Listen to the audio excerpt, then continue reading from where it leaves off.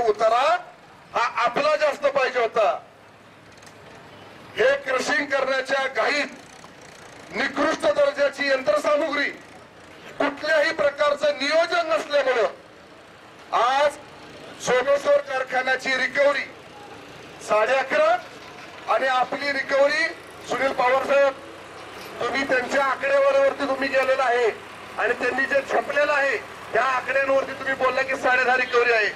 साफ खोटं बोलतोय। आपली रिकव्हरी 10:30 बसतच नाही। 2,88,000 टन आपलं गाळप झालेलं आहे आणि आपल्याला त्यातून साखरेचं उत्पन्न झालेलं आहे 280 क्विंटल। याचाच अर्थ आपलं साधारण आपल्याला जो रिकव्हरी मिळाली ना ती रिकव्हरी 10.15च्या पुढे भाव आपली रिकव्हरी जात नाही। एकीकडे ते म्हणतात आणि काटे मारले नाहीत। अहो मित्रांनो मी सांगतो 3 वर्षात पूर्वी सत्तेवर आल्यानंतर भाऊंच्या काळातली साखर विक्री करून 65 कोटी रुपये जो निव्वळ नफा झाला आपल्याला त्या नफ्यावरती पहिला डल्ला यांनी मारला विस्तारीकरण केलं। वजन काट्यावरती डल्ला मारायला त्या दिवसापासून सुरुवात केली आणि आता तर आकड्यामध्ये सुद्धा म्हणजे संपूर्ण महाराष्ट्रात देशात रिकव्हरीचे आकडे आहे असं दिले जातात पण आपल्याकडे रिकव्हरीचे आकडे सुद्धा मारले जातात भाऊ। ह्याचाच अर्थ प्रत्येक गोष्टीत कुठंतरी कालवेट काला असं म्हणलं तरी चुकीचं ठरू नये। आज फक्त कारखान्याचं क्रशिंग यांनी वाढवले पण कारखाना नियोजनपूर्वक व्यवस्थित त्यांना न चालवता आल्यामुळं आपल्याला साधारणतः 1.25% रिकव्हरीचा मार बसतोय सोमेश्वरच्या बरोबरीने। 265.5 त्याची फरक आणि 1% त्यांच्यातून आपल्यातला फरक होता। हा फरक जर पाहिला तर प्रत्येक कणामागे 15 ते 20 किलो साखर भाव आपल्याला योग्य नियोजन आणि नवीन यंत्रसामुग्री जो परफॉर्मन्स ऑप्टिमम परफॉर्मन्स दिला पाहिजे म्हणजे यंत्रसामुग्रीने जे काय आउटपुट दिलं पाहिजे रामराव माता ते आउटपुट न देता आल्यामुळं प्रत्येक टनाला आपल्याला 550 रुपयापर्यंत नुकसान होते। 550 रुपयापर्यंत नुकसान होते। का होतं तर यांनी केलेली घाई आणि योग्य नसलेलं यांचं नियोजन। मित्रांनो हिथं त्यांचं नियोजन थांबत नाही तर गेल्या 3 वर्षापासून स्वतःला साखर महर्षी म्हणणारे आणि स्वतःला आंदोलनामधनं शेतकऱ्याचा सुपुत्र म्हणून या कारखान्यावरती जे चेअरमन म्हणून बसलेले त्यांनी काय केले गेल्या वर्षी कारखाना त्यांना अतिशय वाईट पद्धतीने चालवला आपल्याला बागेस विकत घ्यावा लागला। आज सुद्धा भाऊ हे क्रशिंग करत आहोत तर कुठल्याही प्रकारचा बागेसचं सेव्हिंग आपल्याला होत नाही। मी आवर्जून सांगू इच्छितो की शेजारच्या सोमेश्वर कारखान्याला रोजचं दैनंदिन साधारणतः 110 ते 130 टनाचं बजाजचं सेव्हिंग होतं। साधारणतः बागेसचा 4,000 रुपयाचा भाव जर आपण धरला तर रोजचं 5.5 ते 6 लाख रुपयाचं सेव्हिंग सोमेश्वर कारखान्याचं होतं आणि आपल्या कारखान्याचं आज तारीख ह्या तारखेच्या अखेरपर्यंत 1 टनाचं सुद्धा आपलं सेव्हिंग झालं नाही म्हणजे रोजचं 6 लाख रुपयाचं नुकसान यांचं नियोजन आणि मशीन जे निकृष्ट दर्जाचे आहेत त्याच्यामुळे तुम्हाला मला सभासदांना सोसावं लागतंय। अतिशय चांगल्या पद्धतीने चाललं असं म्हणायचं असतं परंतु तुमच्या या दोघी कारभाराची की पराभव काय अशी वाटते। अत्यंत तुम्हाला मित्रांनो माझं बोलणं जरी फरक वाटत असलं तर तुमच्या माझ्या खिशातल्या लाखो रुपयाला खात्री लागते। आज तुमच्या माझ्या रोडच्या ठिकाणात लाखो रुपये या ठिकाणी उत्पादन पुरते आणि म्हणून या मंडळीला मला सांगायचं की गाजा वाजा करण्यापेक्षा महाराष्ट्रामध्ये त्या कारखान्याचं अग्रगण्य नाव होतं जो सातत्याने यशस्वी आणि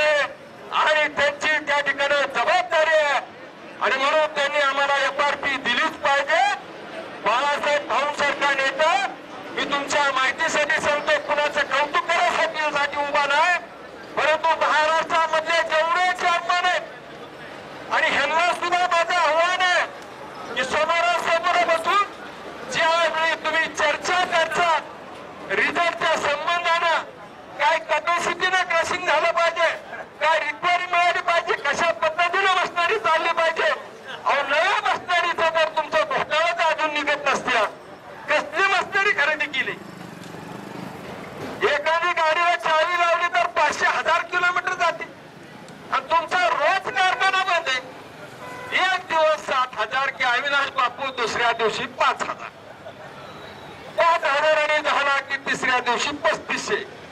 म्हणजे हे अत्यंत चुकीच्या पद्धतीचा कारभार आहे. कुणाला फारसं घेणं देणं नाही. पहिले आपण म्हणता तशी खरी परिस्थिती आहे.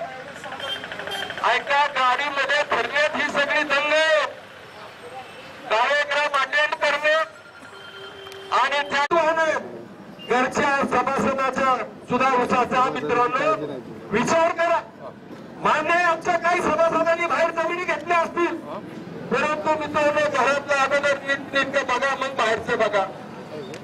आणि मग कोणी नाराज न होता निश्चितपणानं या सभासद बचाव कृती समितीच्या पाठीशी वाहनधारक मालक असू द्या, घेतलेदार आपला असू द्या, या सगळ्यांनी कृती समितीच्या पाठीशी ठाम राहिलं पाहिजे.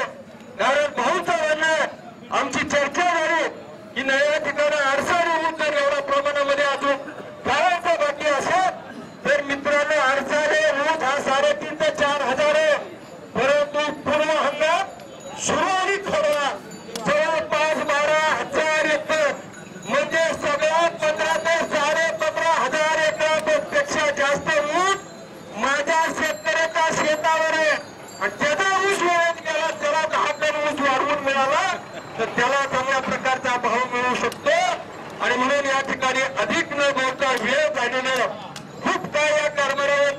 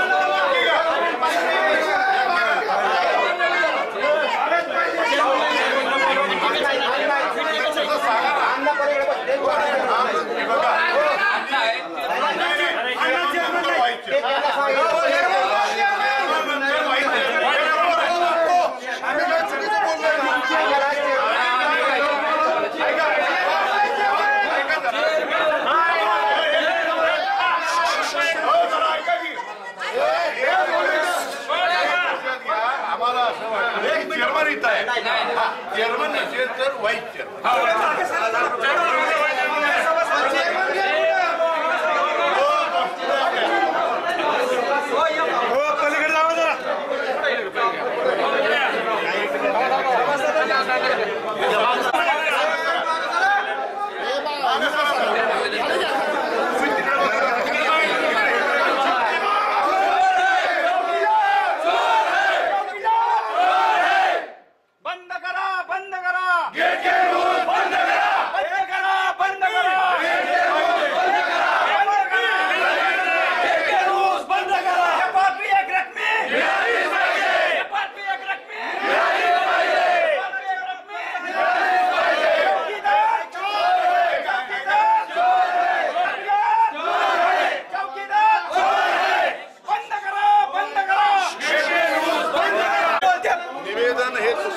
दिलेलं आहे. तुम्ही काय करताय? सर्व चेअरमन आणि सर्व संचालकांच्या पुढे हे निवेदन सादर करणार. आमचं म्हणणं एकच आहे, एक रकमी FRP मिळावी आणि सभासदाचा ऊस अजून 8 साली ऊस हा मोठ्या प्रमाणामध्ये शिल्लक आहे. आपण त्याचा विचार करून तसं न केल्यास तीव्र आंदोलन केले जाईल. त्याची जबाबदारी सर्व संचालक मंडळावर असेल.